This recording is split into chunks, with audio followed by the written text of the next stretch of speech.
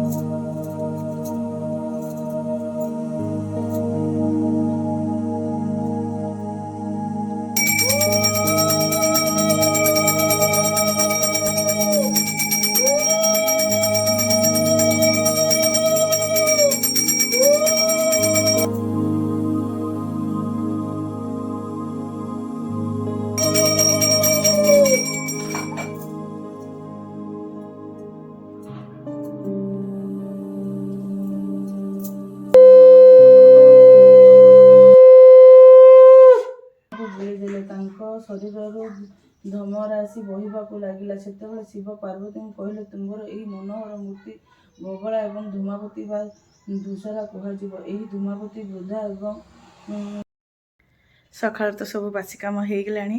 गाधुआ पाधुआ पूजा पाठ भी हो गला। मुझे आपण मान सागर अल्प बहुत पूजा करवाटा सेयार भी कली।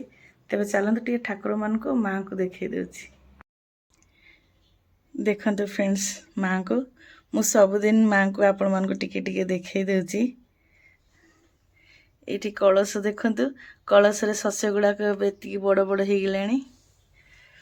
माँ गुड़िया पाखर देखु, ये तो अखंड ज्योति।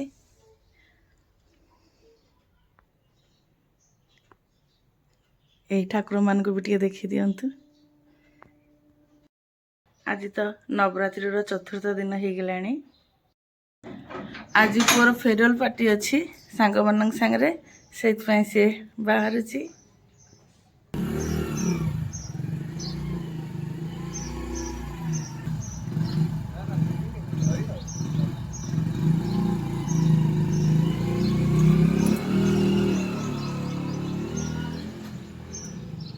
पुआ तो बाहरी गला।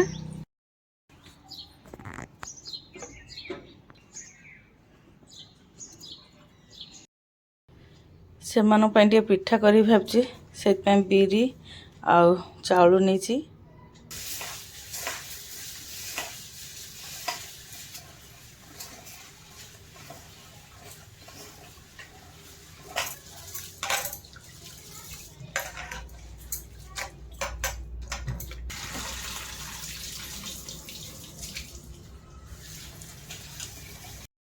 चाउल को आ बिरी को परिष्कार की धोईदेली।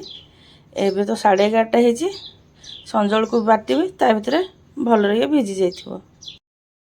टिके बहुत कौन काम थला घर सादे कि गोटे पैड़ नहीं आसी टे बसिकी पीबी।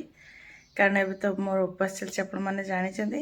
ए फल टे खाउछि आ पैड़ टे पिउछि। फलबा को खाई होछि, केतल केमती पैड़ आ बेले अधे टे चा पी दोछि। आज एकला खाऊछन्ती कारण पुओ तो जाइछि ता सांग मन संग फेयरवेल पार्टी करिया को। आज सेमती किसी रोषे करनी कहीं से तो केवल एकला खाइबे। से कालीर डाली भात थिला सेटा दे देछि आ टिके खाली पांपड़टा रोस्ट करके दे देछि।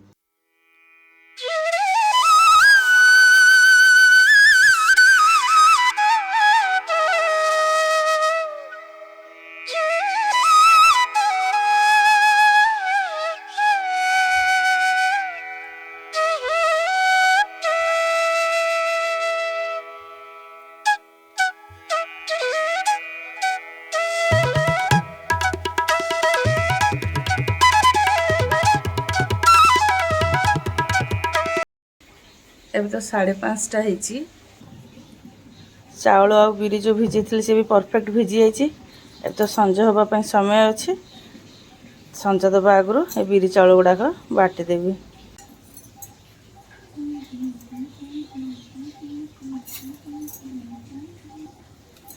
ଚାଉଳ ଆଉ ବିରିକୁ ଆଉ ଥରେ ପରିଷ୍କାର ଧୋଇ ଦେଇଛି।